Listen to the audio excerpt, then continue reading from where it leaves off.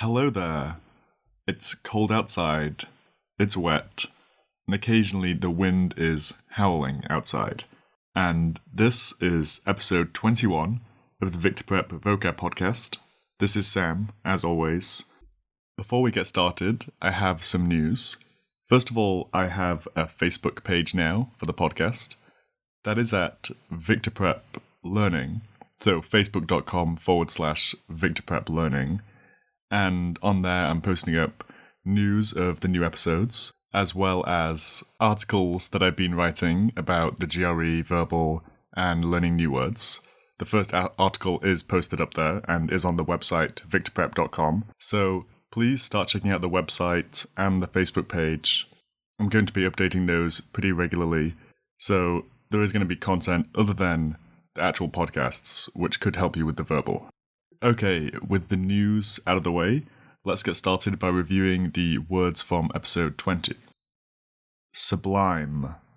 Sublime. That means lofty in thought, elevated. It means complete, supreme, or outstanding. Pithy. Pithy. That means concise, forcefully expressive.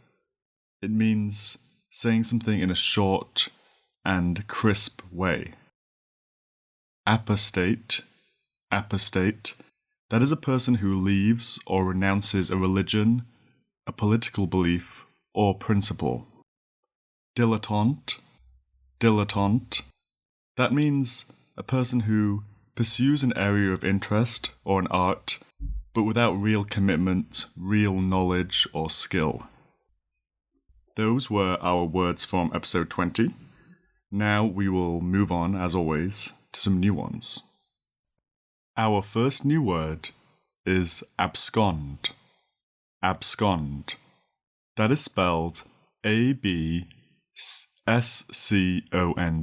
Abscond.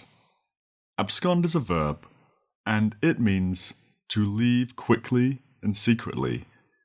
Usually, that word is used when someone has done something bad and they're trying to get away from the police, for example.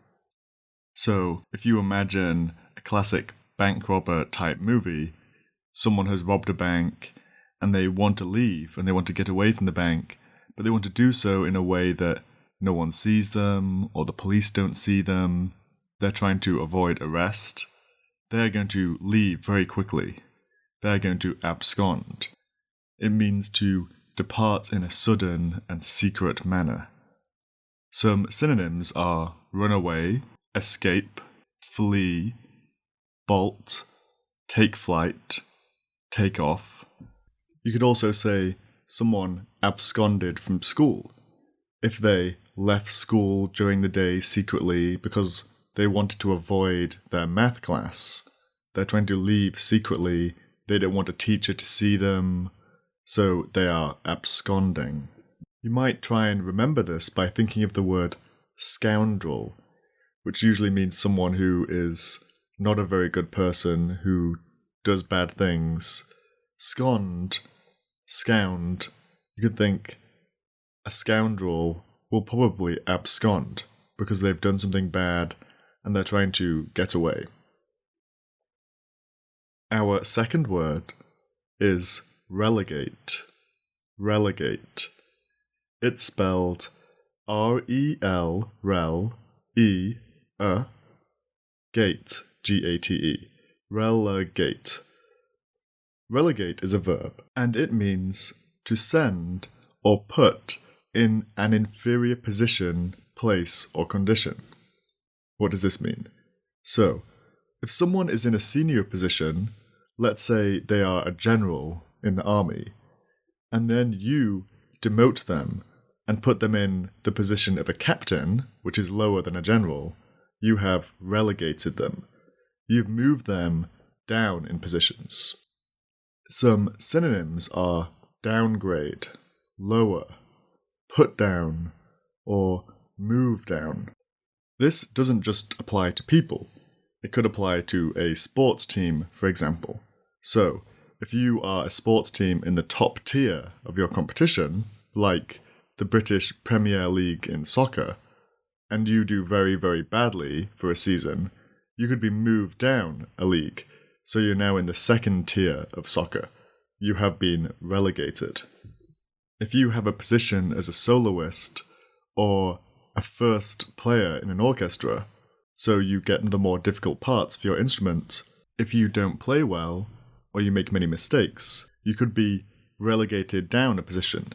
So you could go down from being the first trumpeter to the second trumpeter. Our third word is delineate.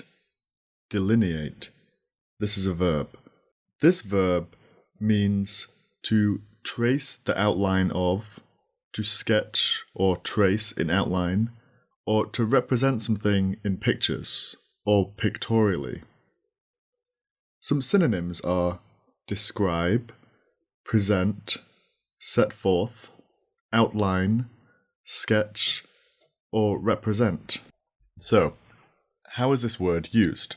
Well, anytime you have to explain or present something that's complicated, you might want to break it up into smaller pieces that can be diagrammed or represented or broken down in some way.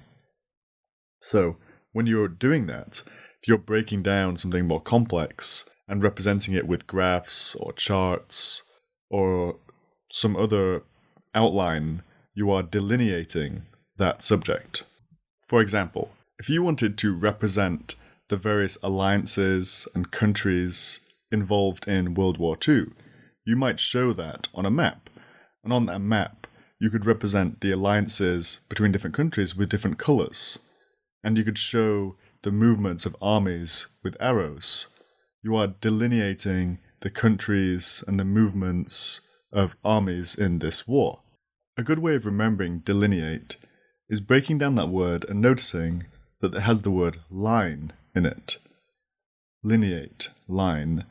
And delineate really does mean outline.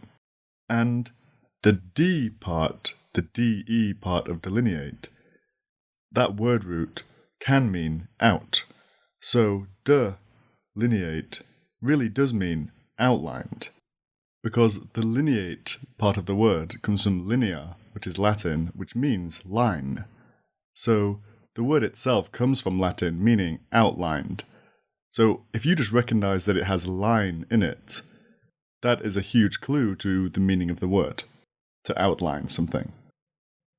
Our fourth and final word is felicitous. Felicitous. That is spelled F-E-L-I, Felicitous, C-I-T-O-U-S. Felicitous. Felicitous is an adjective, and it simply means well chosen or well suited to the circumstances. If you're going to a wedding, you will want to wear an outfit that is well suited to the wedding.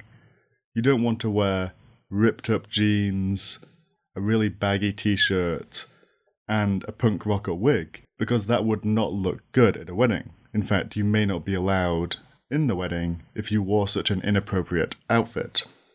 However, if you wear a smart dress in an appropriate colour, that would be felicitous.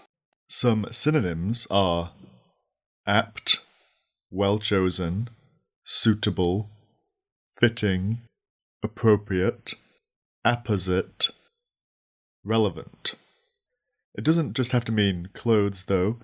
It could mean a well-chosen piece of text. If you're going to give a reading at an event, if you choose your words wisely, they could be called felicitous. Felicitous does have a secondary meaning, which simply means pleasing or fortunate. So, if you run into an old friend at chance when you're going into the city, and you're happy to meet your old friend, it is felicitous that you met.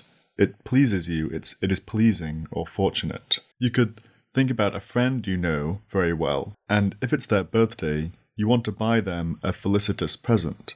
You want to buy them a present that is well chosen for them, that they, with their own personality, will really love. Now, with our 4 words complete, let's move on to the test sentences. The terribly inept soccer team were dropped down a division after failing to score a single point in the entire season. After mapping out my family tree, I discovered that my ancestors were just ordinary people instead of the princes and kings I had hoped for. It was extremely fortunate that James decided to wear his all-in-one dog costume for the blind date, because it turned out that the girl he was meeting was a huge dog lover and thought his outfit was adorable. After breaking into the pet shop and releasing all the puppies, I quickly and quietly left by the back entrance and ran into the night. Those were our words and test sentences for this episode. I hope you followed along and didn't have too much trouble understanding those words. As always, thank you for listening. Please check out the website at VictorPrep.com and the Facebook page at facebook.com/VictorPrepLearning. Please leave feedback or comments if you want, or email them to me at sam.fold@gmail.com. Please, if you can, and you like the podcast, like the Facebook page, leave a review on the iTunes podcast page. It's really, really appreciated and helps spread the word about the podcast, because I really do want as many people to listen to this, to get excited about words, to learn more words, and just to help people with their tests, because these can be quite scary and difficult, and I want to do my bit to helping people. So, thank you so much. I will speak to you